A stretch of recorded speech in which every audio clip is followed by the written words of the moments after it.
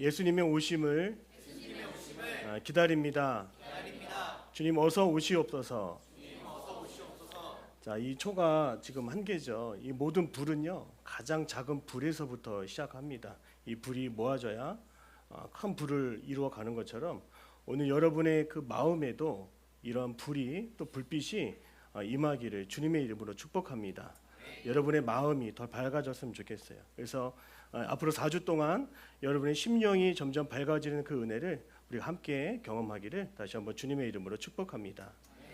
여러분, 뉴스를 보면 우리는 즐거운 소식을 기대하기보다 또 오늘은 어떠한 불길하고 또 좋지 않은 소식들이 있을까 이런 생각을 합니다.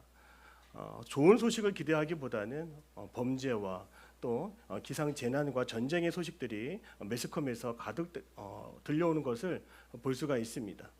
알랭드 보통이라고 하는 사람이 뉴스의 시대에서 이렇게 말하는 것을 제가 읽었는데요. 우리 화면에 한번 같이 봐줬으면 좋겠습니다.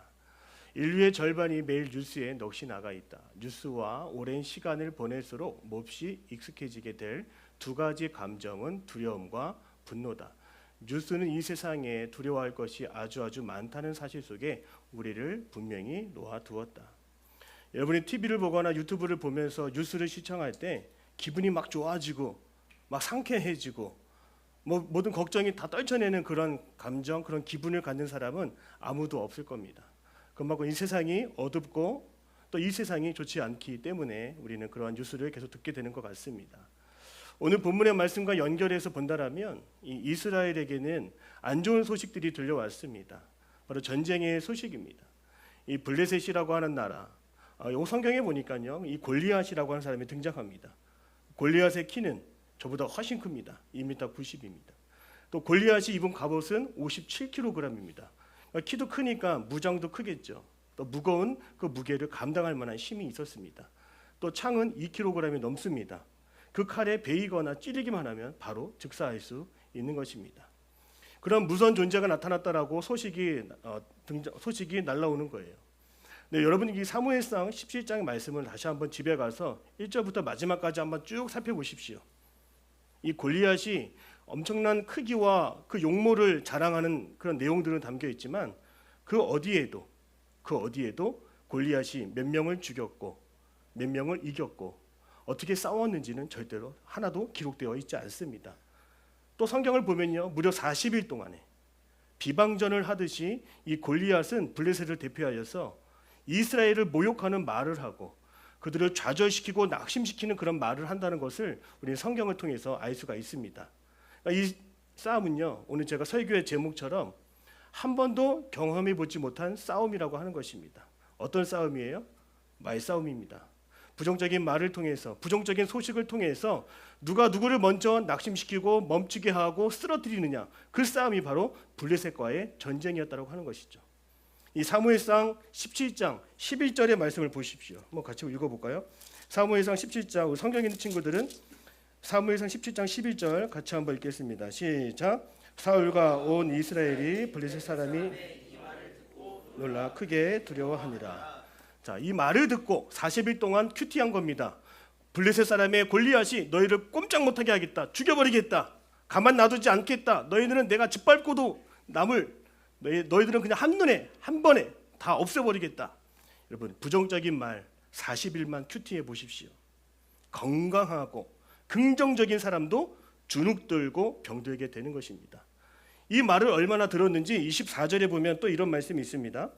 이스라엘 모든 사람이 그 사람을 보고 심히 두려워하여 그 앞에서 도망하며라고 나와 있는 것이죠. 여러분, 한 번도 경험해 보지 못한 싸움, 그것은 눈으로 보이지 않지만 말로써 서로를 깎아내리고 또 서로에게 부정적인 말을 통해서 그러한 전쟁의 승패가 난다라고 하는 것이죠. 여러분도 여러분의 주변에 여러분에게 부정적인 말을 하는 사람이 있습니까? 또 여러분이 부정적인 소식을 많이 접하는 경우가 있습니까? 저는 어린 시절에 선생님께서 항상 이런 말을 해줬어요. 너는 코가 0.1mm만 높았으면 세상을 바꿀 수 있었을 텐데, 이렇게 얘기하는 거예요. 그래서 제가 커가면서 언젠가는 이 코를 높이리라 이런 생각을 하고 자랐습니다. 코를 높이진 않았고요. 근데 이 코를, 똑같은 코지만 다르게 보는 한 사람을 만났습니다. 바로 우리 아내. 저희 아내가 저보고 항상 코가 높다라고 하는 거예요. 코 세웠냐고 물어봅니다. 세운 적 없거든요. 학교를 다니면서는 제 코가 낮은 줄 알고 부정적인 마음에 제 얼굴을 들여다봤는데 그게 아니었던 것을 제가 스스로 알게 되었습니다. 여러분, 부정적인 마음, 이 사단 마귀는요, 사람의 말을 통해서 부정적인 마음을 주고 또 거짓을 통해서 그 사람을 낙심시킵니다. 우리 창세기 3장 4절에서 6절 말씀을 잠시 보겠습니다. 창세기 4장 3절 4절 6절까지 시작. 뱀이 여자에게 이르되 너희가 결코 죽지 아니하리라. 너희가 그것을 먹는 날에는 너희 눈이 밝아져 하나님과 같이 되어 선악을 알 줄 하나님이 아심이니라. 여자가 그 나무를 본즉 먹음직도 하고 지혜롭게 할 만큼 탐스럽기도 한 나무인지라. 여자가 그 열매를 따먹고 자기와 함께 있는 남편에게 그도 먹은지라. 아멘. 하나님께서 에덴 동산에 아담과 하와를 두시고 경작하고 관리하게 하셨습니다. 생명나무가 있었고 선악을 알게 하는 나무가 있었습니다. 생명나무의 열매는 먹을 수 있지만 선악을 알게 하는 나무의 열매를 먹으면 분명히 하나님은 반드시 죽는다라고 말씀하셨어요. 그러나 사단 마귀 뱀으로 가장하여서 결코 죽지 아니하리라고 말하고 있는 것이죠. 결코 죽지 아니하리라. 여러분, 오늘날 사단 마귀가 여러분에게 공격을 한다면 어떠한 모습으로 공격하겠습니까? 골리앗과 같은 무장된 크고 위협을 가하는 모습으로 나타나지 않습니다. 오늘 여기에 나오는 이 간교한 뱀처럼 보이지 않는 거짓말을 통해서 부정적인 메시지를 통해서 여러분의 영혼을, 여러분의 마음을 병들게 한다는 것입니다. 이 전투를 앞두고 있는 다윗에게도요, 이 부정적인 메시지를 주는 사람이 곁에 있었습니다. 바로 그 사람이 이 다윗의 큰형 엘리압이 있습니다. 엘리압. 이 엘리압이 뭐라고 하냐면 너는 너무 어리다는 거예요. 너는 너무 작다라고 하는 것입니다. 너는 집에 가라고 하는 거예요. 사무엘상 17장 우리 28절 말씀 보겠습니다. 사무엘상 17장 28절, 33절 그리고 40절 말씀 보겠습니다. 먼저 28절 같이 한번 볼까요? 같이 한번 읽어보겠습니다. 시작. 큰형 엘리압이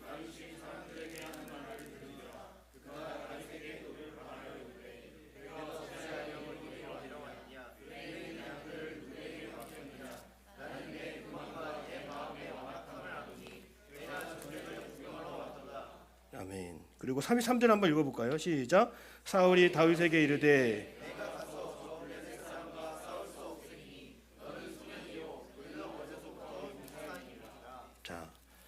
자 그리고 38절 말씀 한번 더 읽어보겠습니다. 시작. 이에 사울이 자기 군복을 다윗에게 입히고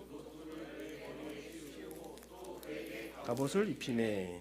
자, 전쟁에 나가는 다윗에게 엘리압은 너는 할 수 없다라고 선을 긋고 한계를 정합니다. 그리고 더 나아가서 사울 왕은 너에게 맞는 갑옷을 준비해 주겠다라고 하는 것이죠. 여러분, 무엇이 부정적인 것입니까? 세상의 방법으로 싸워가는 것이죠. 몸에 맞지 않는 갑옷을 착용하고 이것 없으면 죽게 된다라고 걱정해주고 그 위협을 공감해 주려고 하는 그런 모습들이 등장하게 된다는 것입니다. 여러분, 이것은 분명히 하나님이 주시는 마음이 아니라 더 불안하게 하고 두렵게 하는 그런 메시지라고 하는 것을 우리는 알아야 되는 것이죠. 혹시 여러분 주변에 나를 낙심시키는 엘리압이 있습니까?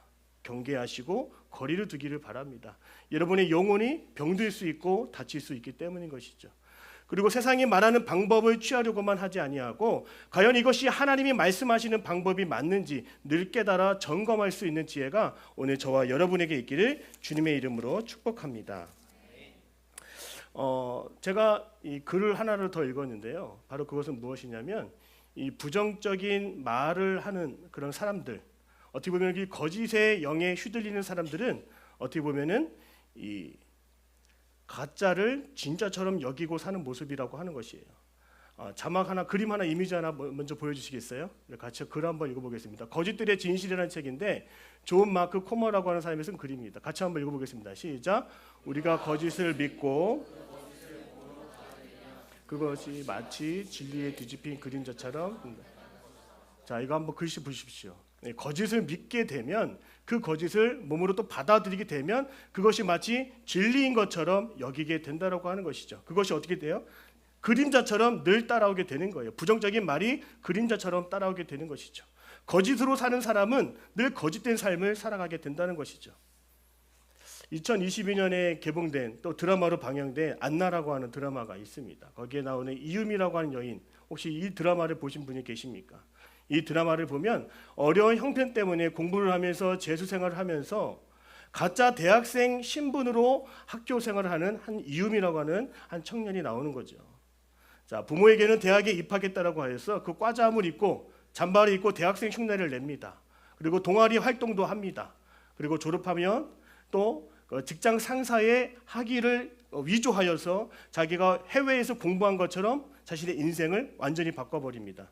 갑자기 대학도 나오지 않은 사람이 미국의 유명한 대학에 나온 것처럼 행세하기 시작하죠. 미술 강사가 되고 또 학교 대학의 교수가 되고 더 나아가 정치인의 아내가 되기도 합니다. 여러분, 이 책에서 지금 우리가 읽었던 것처럼 거짓은 언제나 그림자와 같아서 시간이 지나면 그 그림자의 실체는 점점 줄어들게 되고 진짜의 모습은 드러나게 된다는 것이죠.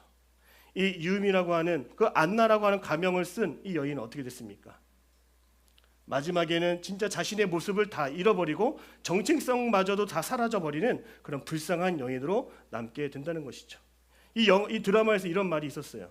믿는 순간 거짓도 사실로 바뀌어 버린다는 것이죠.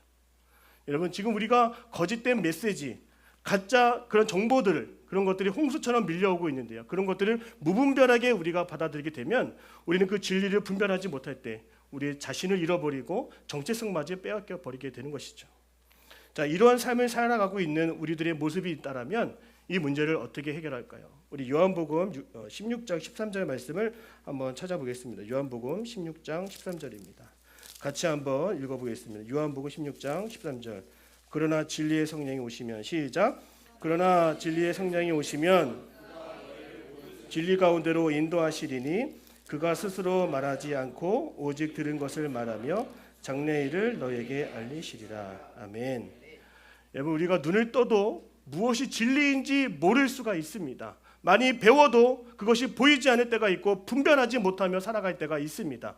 그러나 진리이신 성령님이 우리와 함께 하시면 무엇이 진짜인지 가짜인지 분별하게 된다라고 성경은 말하고 있는 것입니다. 그 엘리압과 사울 왕이 다윗에게 와서 너는 안 된다, 너는 할 수 없다라고 하는 부정적인 말, 거짓의 영에 가득한 그런 말을 들었을 때 여러분, 다윗은 어떻게 반응했을까요? 제가 사무엘상 17장 30절의 말씀을 잠시 읽어드리겠습니다. 돌아서서 다른 사람을 향하여 전과 같이 말하며 백성이 전과 같이 대답합니다. 따라합니다. 돌아서서. 하나님의 영으로 감동된 사람은요, 거짓 앞에서 돌아설 수 있게 된다는 것이죠. 이 다윗이 전쟁터 앞에 나아갔을 때 그 직전에 있었던 일이 뭘까요? 사무엘상 16장 13절의 말씀을 보니까요, 다윗이 하나님의 영에 감동되었다라고 성경에 나와 있습니다. 사랑하는 청년 여러분, 진리를 알 수 없는 이 시기에 거짓된 영으로 사로잡히지 않기 위해서 우리가 구할 것은 무엇입니까? 바로 성령의 인도하심을 구하는 것인 줄 믿으시기를 바랍니다. 성령의 충만함을 사모할 수 있는 여러분 되기를 바랍니다. 오늘 이 말씀을 보면서 저는 한 가지를 깨닫습니다. 성령에 이끌리지 아니하면, 여러분, 우리 주변에 성령에 이끌리지 아니하는 사람을 조금 분별할 수 있을 것 같습니다. 자기 고집이 있고 자기 판단을 믿고 또 자기 기준만을 세우는 사람을 우리는 성령에 이끌리지 않는 사람이라고 말할 수가 있습니다. 하나님께서는 어떠한 사람을 찾고 계실까요? 이 진리가 보이지 않는 혼탁한 시대에 하나님의 진리를 구하는 사람, 말씀을 통하여 하나님의 진리를 추구하는 사람을 하나님은 지금도 찾고 계심을 믿으시기를 바랍니다. 이 스크루테이프의 편지를 보면 진리를 알 수 없는 시대의 모습을 이렇게 표현했습니다. 우리 글을 같이 한번 읽어보겠습니다. 그림 사진 한번 보여주세요. 제가 읽어드리겠습니다. 우리 악마들이, 이 책은 사탄, 마귀, 원수들이 하나님을 믿는 사람들을 공격하고 꾀를 내어서 낙심시키려고 하는 대화입니다.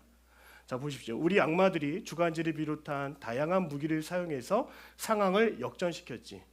그러니까 하나님을 믿는 사람들에게 오늘날로 말하면 유튜브나 태블릿으로 볼 수 있는, 핸드폰으로 볼 수 있는 다양한 매체들, 영상들, 소식들을 통해서 그들의 정신을 흔들어 놓았다라고 하는 것이죠. 그 덕분에 네가 맡은 환자만 해도 어려서부터 수십 가지의 상징되는 철학들이 한꺼번에 머릿속에서 난장판을 벌이는데 익숙해져 있는 거야. 그러니까 진리를 알 수 없으니까 무엇이 정답인지 아닌지 모르는 그런 혼탁한 세상에 되어버렸다는 것입니다.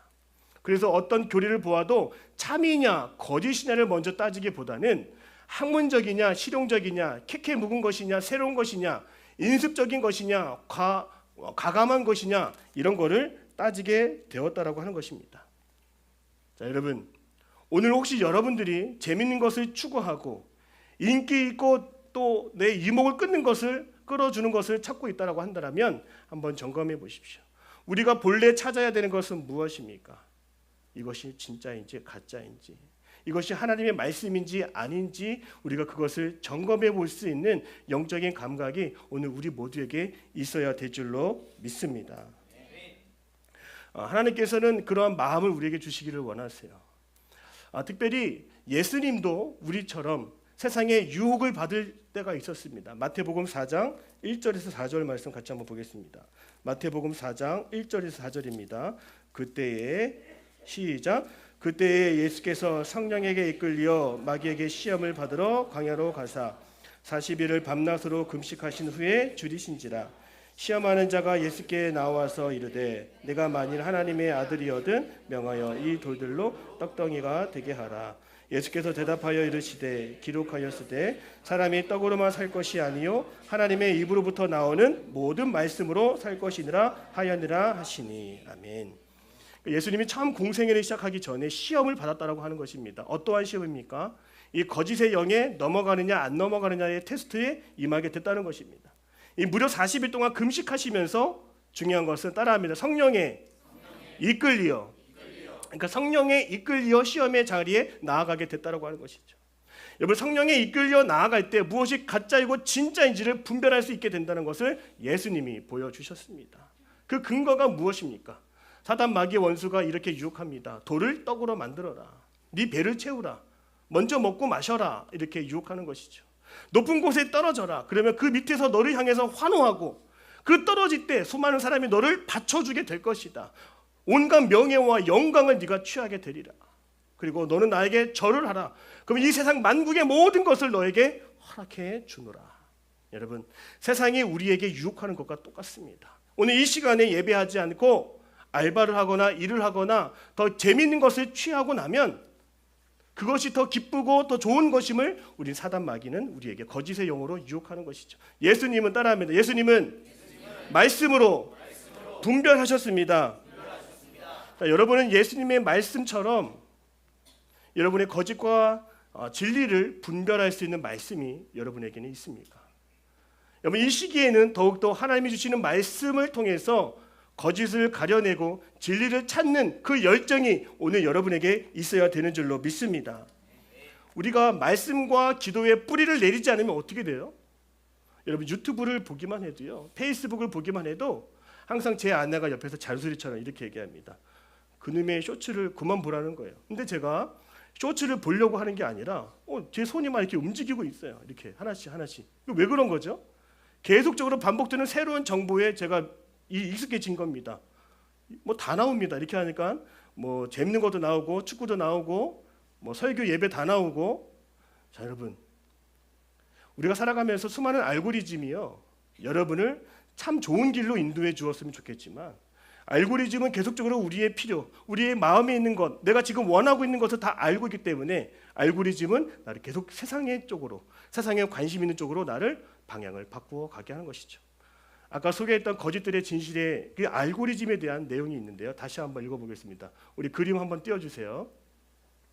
같이 한번 읽겠습니다. 시작. 알고리즘은 우리가 가장 정서적으로 약해져서 속기 쉬울 때 작동해서 우리의 두려움이나 의사를 제시함으로써 그들이 원하는 행동이나 의견, 관점을 이끌어낸다. 자, 이 알고리즘이 얼마나 여러분 무섭습니까? 하나님에 향한 관심이 아니라 세상에 지금 누가 무슨 말을 하고 있는지, 어떠한 정보가 있는지 계속 귀를 기울이게 만들고 그것을 찾아보게 만든다라고 하는 것입니다. 오늘 이러한 시대에 여러분 어떻게 살아갈 수 있겠습니까? 마지막으로 고린도전서 2장 9절에서 10절의 말씀을 같이 한번 보겠습니다. 고린도전서 2장 9절에서 10절입니다. 우리 같이 읽겠습니다. 시작. 기록된 바 예비하신 모든 것은 눈으로 보지 못하고 귀로 듣지 못하고 사람의 마음으로 생각하지도 못하였다 함과 아멘. 여러분, 하나님께서는 우리가 그냥 볼 수 있는 것조차도 보지 않게 가려 놓으신 것들이 있습니다. 그냥 무분별하게 섭취하고 그것을 수용하여서 배우고 느끼고 가지게 된다면 그것이 참 진리인지 가짜인지 모르기 때문에 우리가 병들 수 있다라고 하는 것이죠. 그러나 하나님께서는 우리를 사랑하시기 때문에 우리가 생각하지 못하는 것들도 우리에게 깨닫게 하시고 보여주게 하시고 우리가 참 진리에 접근할 수 있도록 우리에게 성령님을 보내주셔서 우리가 하나님의 그 깊은 것까지도 통달하게 하시는 분이 우리 하나님이심을 여러분 믿으시기를 바랍니다. 며칠 전에 이제 교회를 옮기기 전에 전에 있던 교회에서 한 청년과 함께 멘토링을 하면서 고민 상담을 했습니다. 1,000만 원 넘는 대출을 받았는데요. 그것을 갚아야 되는데 지금 실직을 하게 돼서 돈을 갚지 못하는 상황 속에 있었습니다. 그러니까 대화를 하는 가운데 물론 돈을 갚지 못하는 것도 어려운 상황이었는데요. 또 하나의 문제는 그 친구가 여전히 돈을 갚는 것 이외에도 자기의 만족과 재미와 쾌락을 위해서 돈을 쓰고 또 있는 것을 제가 보게 되었어요.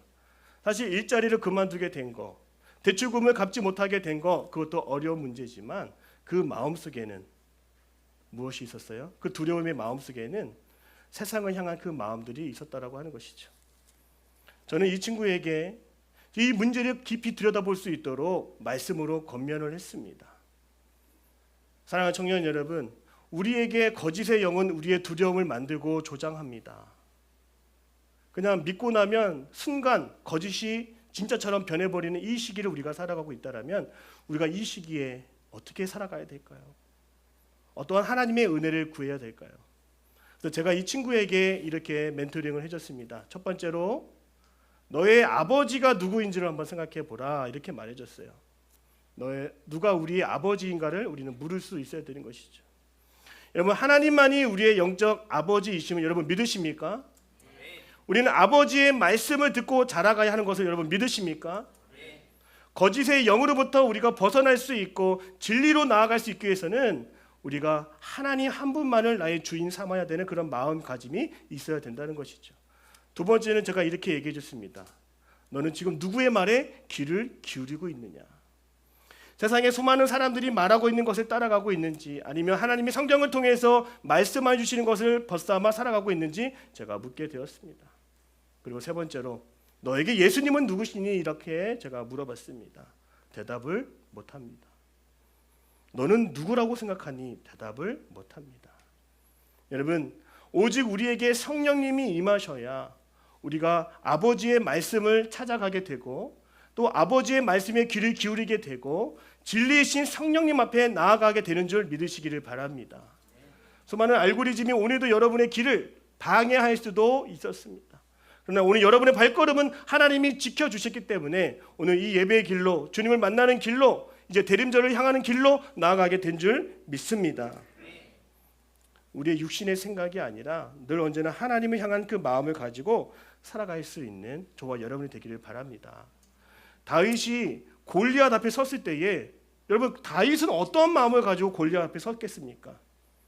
성경 사무엘상 17장 말씀을 보십시오. 하나님이 나와 함께 해주신 것을 기억했어요. 자신이 목동일 때, 보잘것없는 목동일 때에도 양을 지키며 양을 치는 그 순간에도 사자나 곰이 나타날 때 내 양들을 지켜주시는 그 하나님을 떠올렸습니다. 첫 번째, 하나님은 살아계시는구나. 그 사실 앞에 골리앗 앞에 설 수 있었습니다. 세상에 거짓된 말들이 너는 할 수 없다라고 말하지만 하나님께서는 그를 위기의 순간에 골리앗 앞에 세우심으로 거짓의 영에 가득한 그 세계에 문맷돌을 던질 수 있는 기회를 다윗에게 허락해 주셨습니다. 여러분을 가로막고 여러분을 불편하게 하고 여러분의 두려움에 떨게 하는 그 거짓 세계, 그 거짓의 영 앞에 우리가 한 번도 경험해 보지 못한 싸움, 여러분 싸워 보시기를 주님의 이름으로 축복합니다. 다윗처럼 가진 것이 없어도, 그가 가진 칼이 없어도 그는 골리앗의 칼로 그를 찔렀습니다. 가진 것이 없다 하여도 성령님께서 오늘 이 시간 나와 함께하여 주시면 우리는 이 거짓 세상에서도 믿음을 지키며 살아가게 되는 힘을 우리는 얻게 되는 줄 믿으시기를 바랍니다. 사자와 곰으로부터, 그 사자와 곰의 그 발톱이 나를 위협할 때에도 다윗은 나를 지켜주시고 내 양들을 지켜주시는 그 하나님을 믿었습니다. 그 하나님만이 우리에게 참 진리의 길로 나아가게 하시고 거짓의 삶에서 진정한 진리를 추구하는 삶으로 나아가게 하여 주심을 여러분 끝까지 믿으시기를 바랍니다. 우리 같이 찬양하면서 수많은 것이 나를 두렵게 한다 할지라도 겁먹지 않고 끝까지 믿음을 가지고 살아갈 수 있도록, 또 참 진리이신 성령님께서 나와 함께 해달라고 간절히 기도할 수 있는 우리 모두가 되기 바랍니다.